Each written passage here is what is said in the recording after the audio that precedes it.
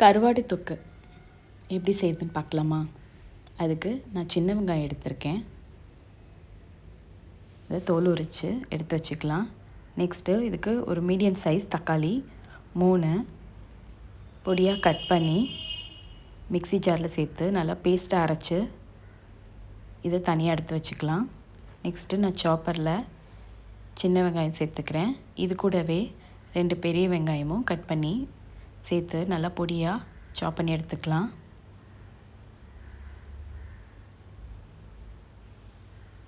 இந்த அளவுக்கு கட் பண்ணினா போதும். இதுக்கு பூண்டு அதிகமாக சேர்த்தா நல்லாயிருக்கும். நான் ஒரு கையளவுக்கு பூண்டு எடுத்துக்கேன். இதை தட்டி தனியாக எடுத்து வச்சுக்கலாம். நெக்ஸ்ட்டு தண்ணி ஹீட் பண்ணி தண்ணி கொதித்ததும் இதில் கருவாடை சேர்த்து 2 நிமிஷம் விடலாம். அதுக்கப்புறம் தண்ணியை வடித்து தண்ணி எடுத்து வச்சுக்கலாம். தாளிக்கிறதுக்கு கடாயை ஹீட் பண்ணிக்கலாம். இன்றைக்கி நான் நல்லெண்ணெய் சேர்த்து தான் இந்த தொக்கு செய்ய போகிறேன். இதுக்கு கொஞ்சம் அதிகமாகவே எண்ணெய் சேர்த்தா நல்லாயிருக்கும். எண்ணெய் ஹீட் ஆனதும் கடுகு 1/2 ஸ்பூன் சேர்த்து பொரிய விட்டுக்கலாம். 1/4 ஸ்பூன் வெந்தயம், 2 பொரிஞ்சதும் நம்ம கட் பண்ணி வச்ச வெங்காயத்தையும் சேர்த்து நல்லா வதக்கி விட்டுக்கலாம்.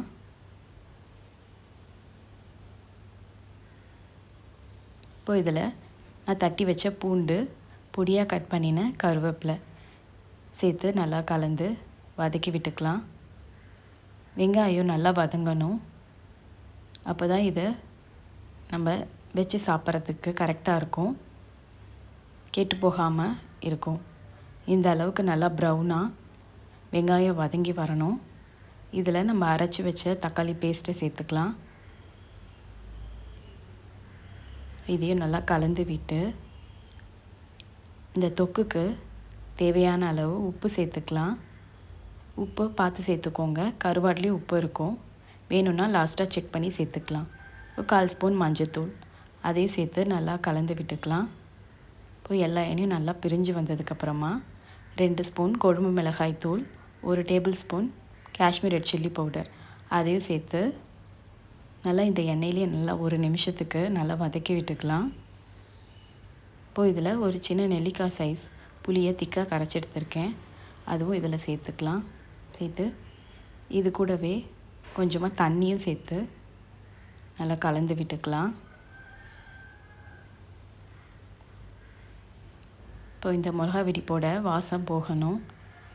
ஒரு 5 நிமிஷம் மூடி போட்டு குக் பண்ணலாம். 5 நிமிஷத்துக்கு அப்புறம் பாருங்கள், நல்லா எண்ணெய்லாம் பிரிஞ்சு வந்திருக்கு. குழம்பும் நல்லா திக்காகிடுச்சு. இந்த அளவுக்கு நல்லா திக்கானதுக்கப்புறமா நம்ம எடுத்து வச்ச கருவாடையும் சேர்த்து கலந்து விட்டுக்கலாம். இது ஒரு 2 நிமிஷம் மூடி போட்டு குக் பண்ணி எடுத்து பரிமாறினா ரொம்பவே சூப்பரான கருவாடு தொக்கு ரெடி. கண்டிப்பாக நீங்களும் ட்ரை பண்ணி பாருங்கள்.